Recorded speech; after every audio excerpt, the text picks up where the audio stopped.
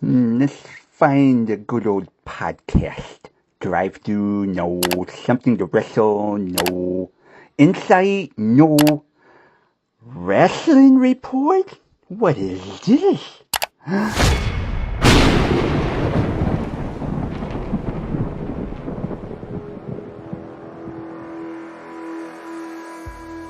Hello, I would like to take you on a journey into the world of professional wrestling. This is the Wrestling Report.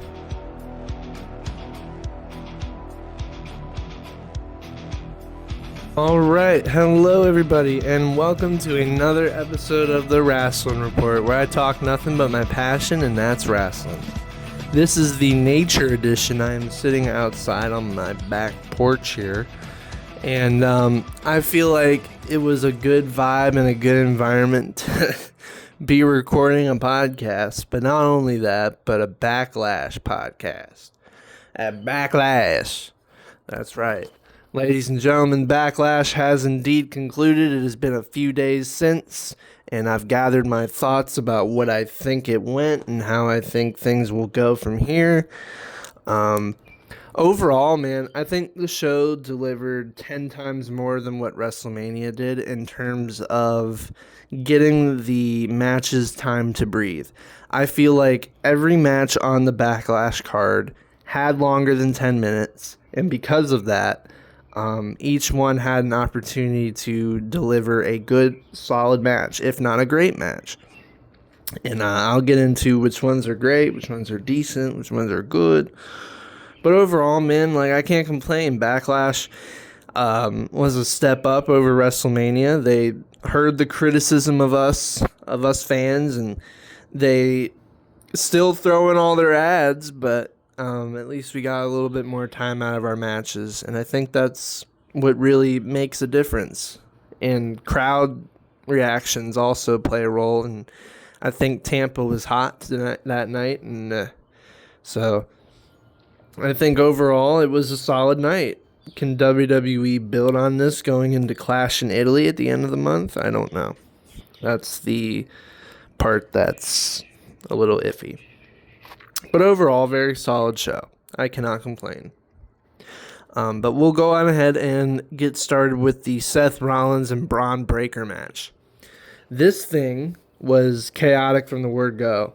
I really do like the match, though. I think that Braun Breaker is definitely the future, and Seth Rollins knows that Braun Breaker is the future. And I think that's why they decided to align themselves together last year, because there's some sort of vision, no pun intended, that Seth Rollins has seen in Braun Breaker this whole time. And he found out on Saturday night exactly what that's about. Braun Breaker got a win here. He got a pretty good win and a phenomenal match to start. But where does this mean for Braun Breaker going forward after beating, your former division leader? And do you go on to a world championship? Is that where we send Braun Breaker to immediately? And the answer to me is I'm not sure about that, right? Because Braun Breaker is still relatively new. He can get it in the ring. We all know what he can do in the ring. But there's still some things I think he needs to go through, and I think there's still some big money matches he needs to be involved in before maybe we can start saying, hey, what about a world title? Because it's only a matter of time before Braun Breaker gets a world title. I would say Braun Breaker, Obafemi, Trick Williams, Javon Evans, those guys are going to be our future. When Seth Rollins, when Roman Reigns, when CM Punk, when everyone else retires, these guys are going to be the ones that take it over, and they are doing a phenomenal job at that, by the way. But overall, man, Braun Breaker is a stud. He's got so much more to do, I think. And this match was really good, a really solid way to open off the show. And I'm looking forward to see, what's next for both guys, right? Because Seth's kind of in this limbo point where no one's really on his side, but he still wants to get back to the top. He's still determined by it, even though he's burned a lot of bridges with a lot of people because of this vision stuff. And, it'll be interesting to explore if they actually choose to explore that. The consequences of Seth's actions, of aligning with Paul Heyman. They seem to definitely exist. So, yeah, very good indeed. And then we had I want to do the Danhausen match next. So, there was a tag team match with Danhausen and a mystery tag team partner versus The Miz and Kit Wilson. And so Miz and Kit Wilson came out, and you know how this normally works. Danhausen comes out, and then we expect like a random superstar to show up that we don't expect. It's supposed to be some sort of surprise. When they pull like a mystery partner kind of surprise on you, usually they throw someone in there last minute that's like really, really huge. Everybody's all excited about it. So when people found out that Danhausen was going to have a mystery partner for Backlash, the rumors were abuzz as to who it was going to be, ranging from John Cena to CM Punk to, you name it. People were expecting like an actual, like a wrestler that's signed on the contract that we know of. But Danhausen brings out this big cloning machine, and out of this cloning machine comes a little mini-me, a little mini-Hausen. That is what they called him. They called him Mini-Hausen. And one thing I found out, because I wanted to know the identity of who this Mini-Hausen is, and he's actually formerly known as El Torito. And it was so funny. I was commenting during the match. I was like, it would be so goddamn funny if El Torito were to have come back for this. I was like, Mini-Hausen versus El Torito, book it. And then I find out later that, it was actually El Torito. And I'm like, oh. So I think that was really cool. I think, like, this match was hated on. And for some part, I can understand. At the beginning, I was like, what are we doing here? What's the goal? Surely this is a fake out for someone else. Surely this isn't going to be Danhausen and Mini-Hausen for the whole match. But as I was watching this thing, they sold me on it 100%. They sold me on Mini-Hausen working a match on Backlash over someone else. El Torito can go. You know what I'm saying? So he was flying all around, and they managed to get a win, with a little help of some more Mini-Hausens that ended up popping out the cloning machine. This is something that's, this is the part of wrestling that's silly, right?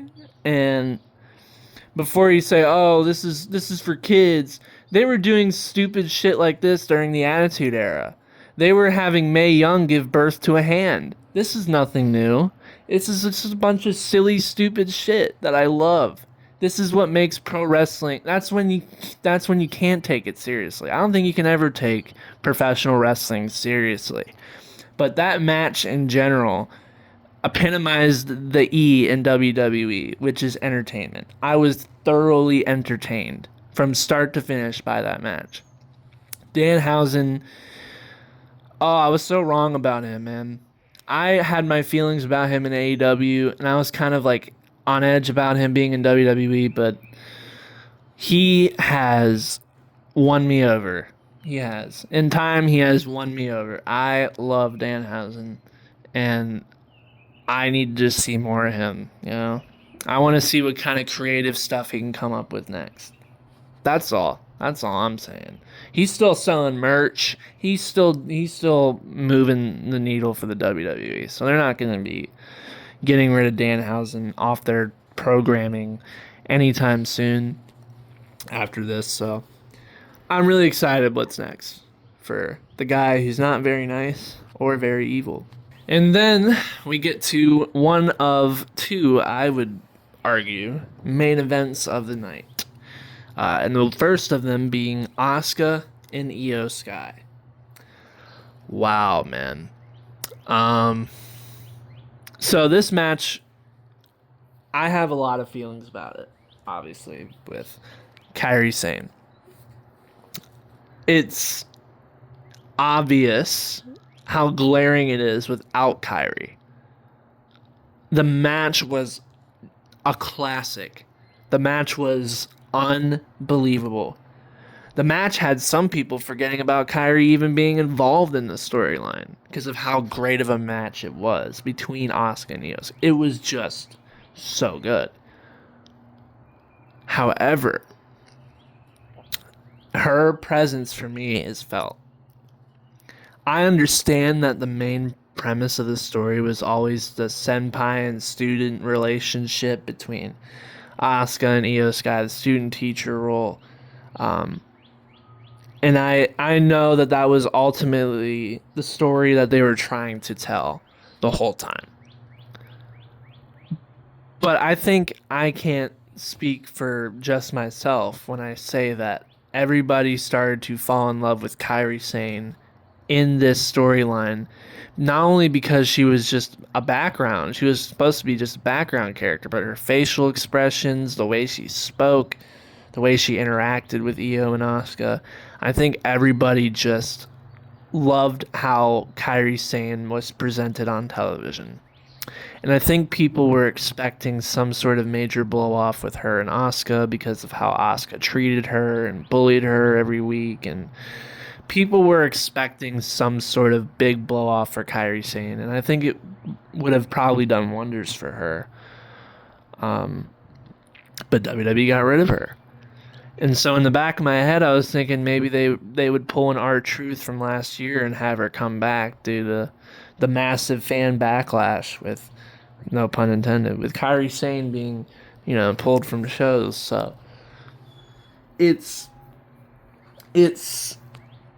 something that I'm willing to just, I guess, move on from mentally now that the story's over, and that, I've heard more and more that Kairi wanted to go back to Japan, and maybe that's the reason why she left. We don't really know for sure why Kairi left, but it hasn't been said. So if it was something like that, I think Kairi would have made her thoughts pretty well known about it by now. But I think she was unceremoniously let go.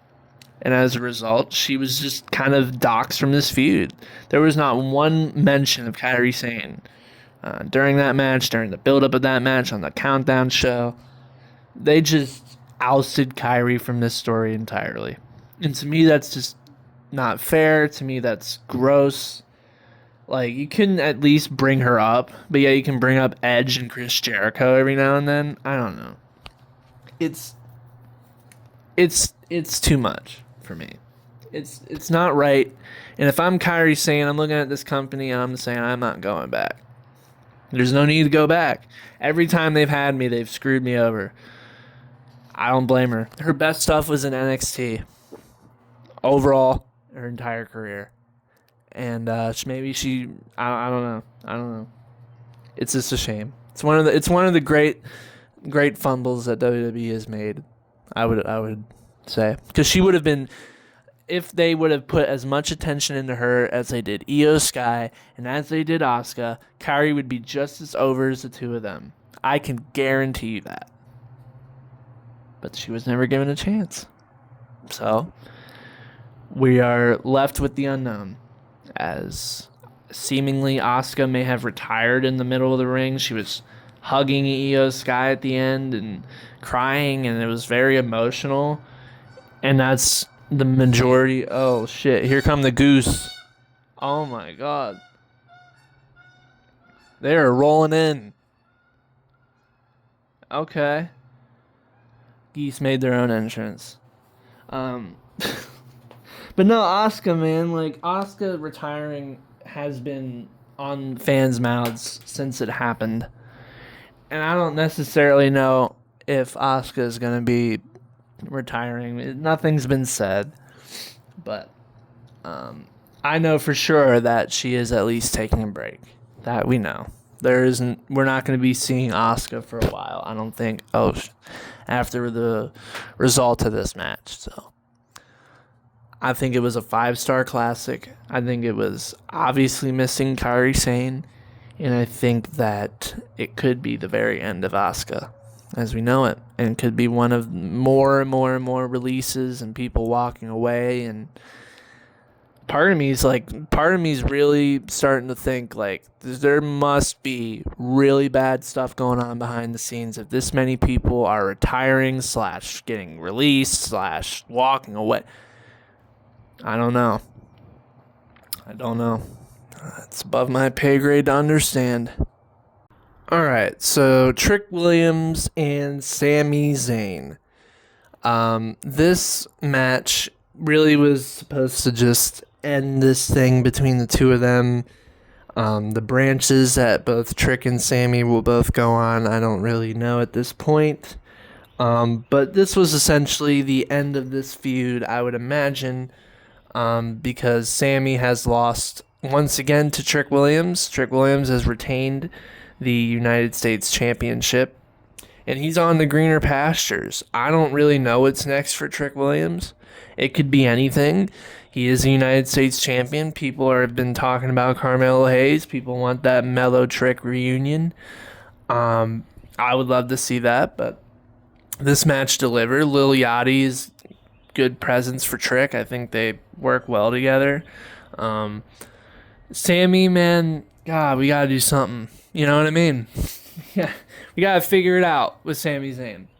He is what you would call in professional wrestling terms a tweener, meaning he is teetering on the edge between a babyface and a heel. He's in between. He doesn't know where he is at mentally.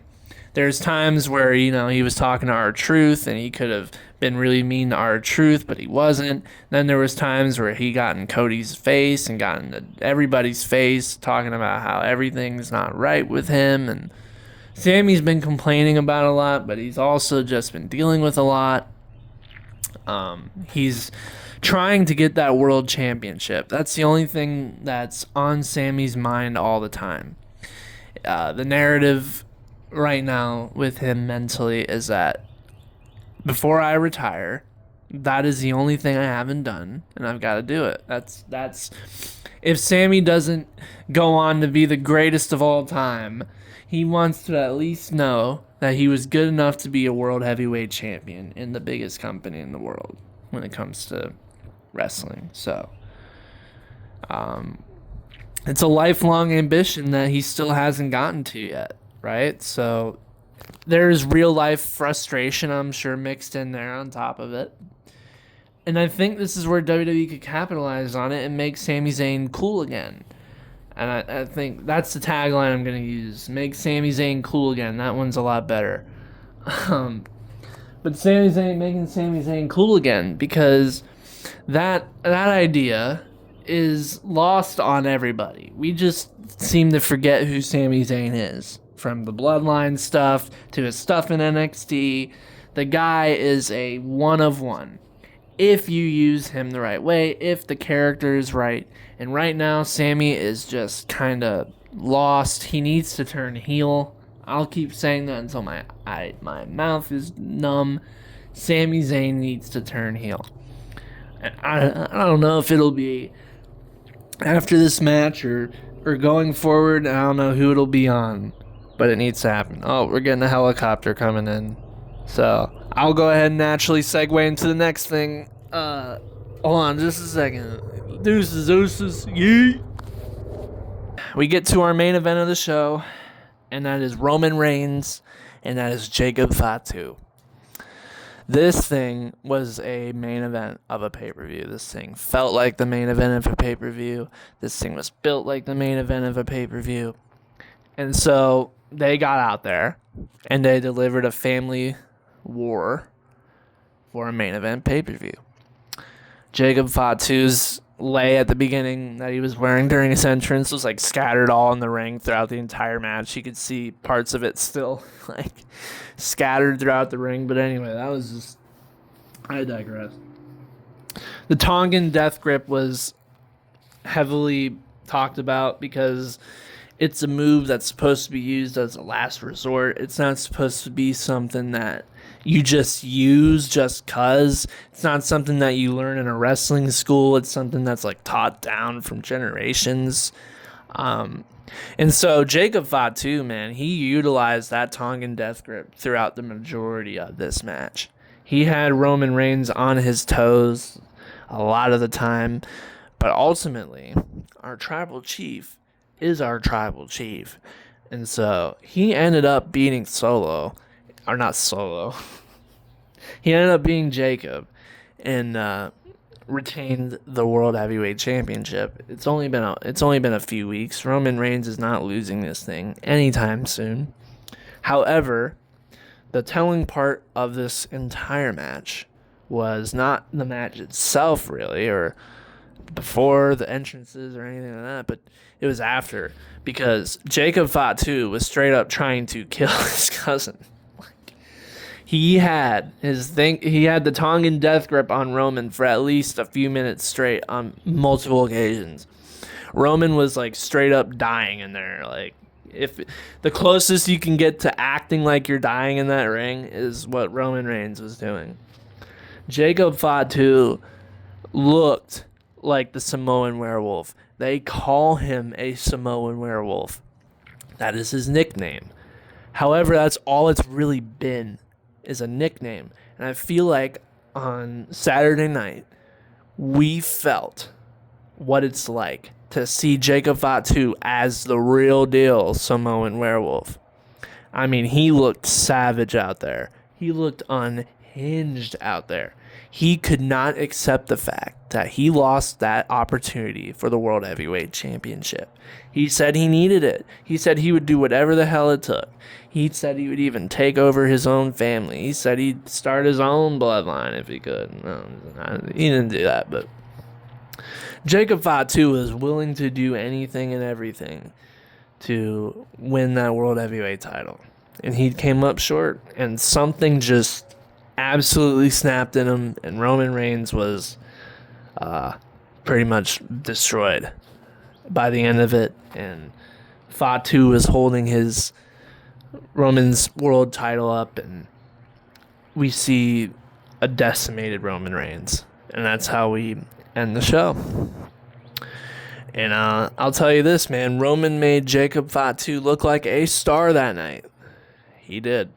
Roman Reigns has established Jacob Fatu in just one night and one match. Jacob Fatu is already on that trajectory. There was no stopping that. I don't think he's all gas, no brakes with it. But Roman Reigns really gave him that push on Saturday night by really selling the fact that Jacob's like trying to kill this dude after the fact. And we hear it after the fact with Roman, like maybe, I don't know, 10, 15 minutes afterward. You can hear like the throat kind of, he's trying to sell it, which is a nice touch. I could tell he was trying to sell the throat being messed up. And he said that Jacob Fatu, that his last night was at Backlash. As I'm recording this, Monday Night Raw happened last night, and I can tell you that Jacob Fatu's last night was not on Backlash. However, I haven't watched Raw yet, so I've got to watch and figure it out. But overall, I really love the main event. I think the main event was insane, and I think the ending of this thing was insane. I loved it. This is what I was looking for from Jacob Fatu for the longest time. Just no regard for human life. That's where we're at with him. You know what I mean? He's off the kilt with it. He's off the filter with it. You know, that's what he's raw with it. That's what he's saying. So yeah, man. I think so many new stars are on their way up, and it's incredibly exciting to watch it happen in real time, because I think for a lot of the guys that are a little older now, I have only caught maybe like the majority. There's parts of their career I didn't get to see as a fan, but now I'm in that sweet spot where I'm seeing the beginning of some people's careers. And if they're successful, I'll be here long enough to see the end of it, right? I remember watching Seth debut in 2012, Seth Rollins with Roman Reigns and Dean Ambrose, The Shield. And look where they are now, right? Seth Rollins is on top of his game. Roman Reigns, I mean, he's one of the greatest of all time. And Dean Ambrose is probably the greatest in AEW history, right? I mean, I don't know. When you look at AEW's top hitters, Jon Moxley is definitely up there. He's one of their top guys for a reason. Those three guys are top guys. And the point I'm trying to make is that when we compare it to the Obas and the Tricks and the Javon Evans, we see those very same things. And maybe in a decade we'll start talking about them the same way we're talking about Seth, Roman, and Moxley now. So anyway, point is, overall, I like where we're going, the direction of the WWE. Good and bad, and overall in between. There's a lot that's going to need to be improved, and we'll have to see if that remains the case. But I'd like to thank you all very much for tuning into this quick little Backlash review, and I will see you all later, baby. Woo!